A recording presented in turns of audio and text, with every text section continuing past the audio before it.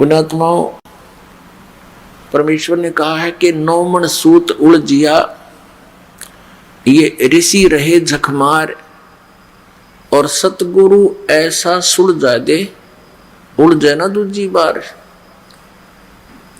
परमात्मा ने, कबीर परमेश्वर जी कपड़ा बुना करते थे, सूत होता था एक रील धागे की, वो इतनी मोटी हुआ करती, और वो धागा यदि उलझ जाता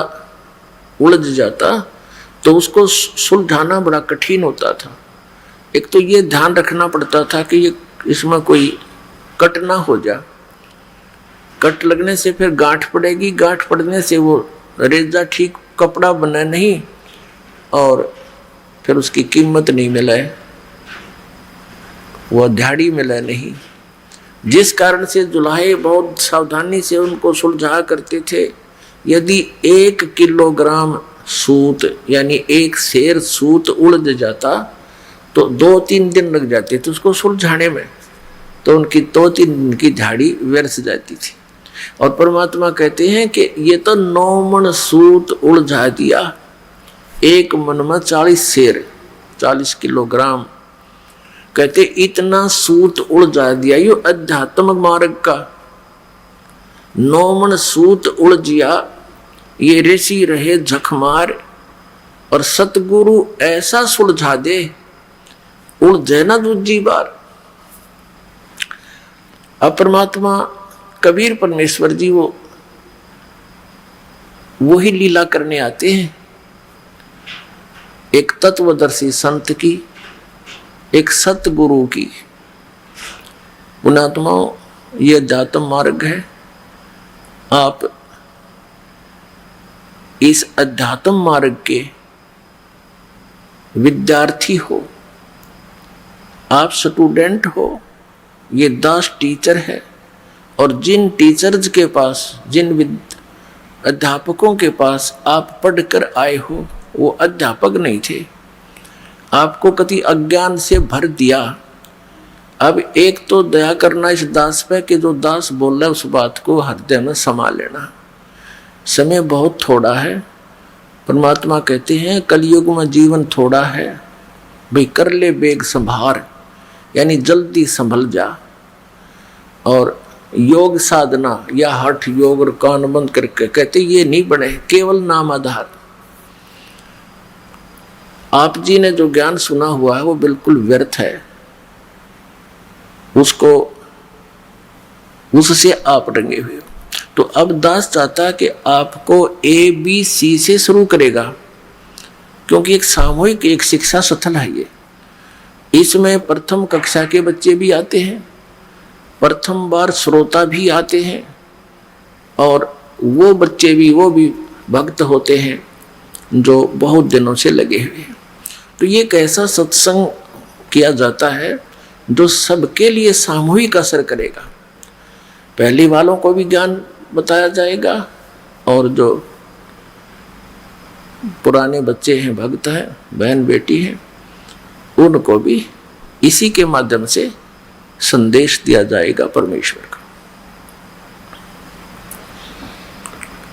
तो परमात्मा ने आकर के हमें क्या ज्ञान दिया, वो स्वयं आते हैं, एक तत्वदर्शी संत की भूमिका करते हैं।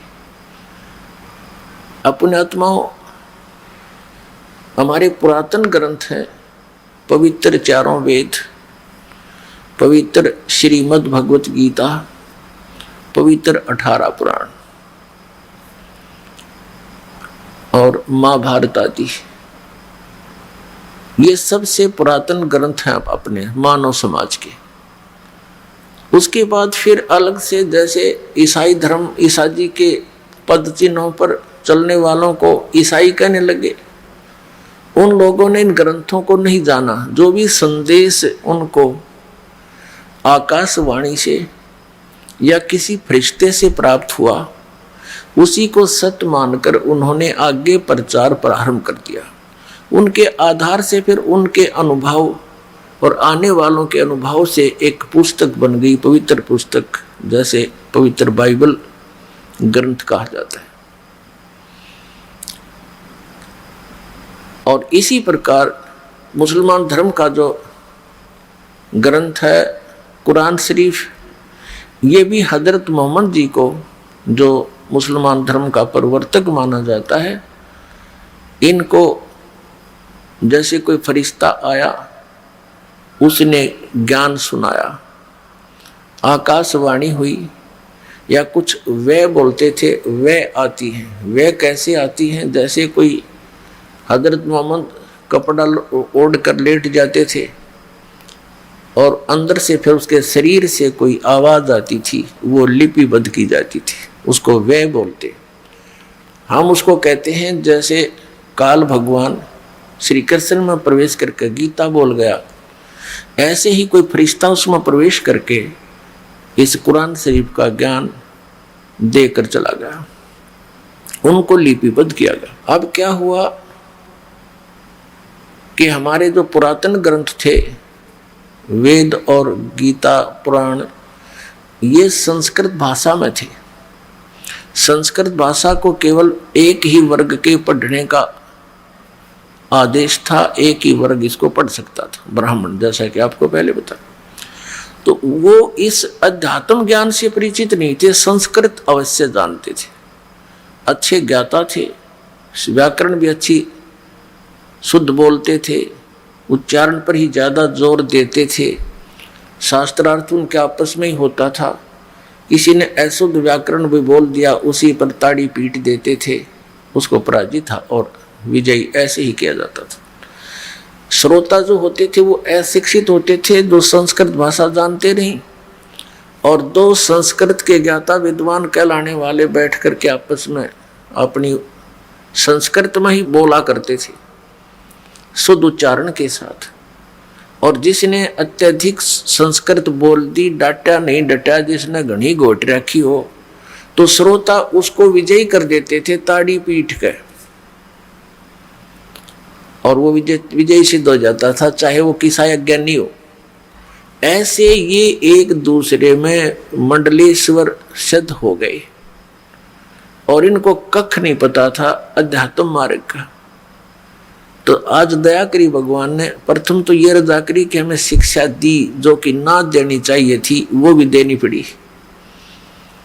हमारे को इस नरक से निकालने के लिए। भले ही हम एक बार, अब जैसे बाल्टी निकालनी होती है कुएं से पानी, तो रस्से के बांध कर उसको कुएं में पटका जाता है, उसको डबोया जाता है पहले और फिर खींचा जाता है तो कुछ जल लेकर आए।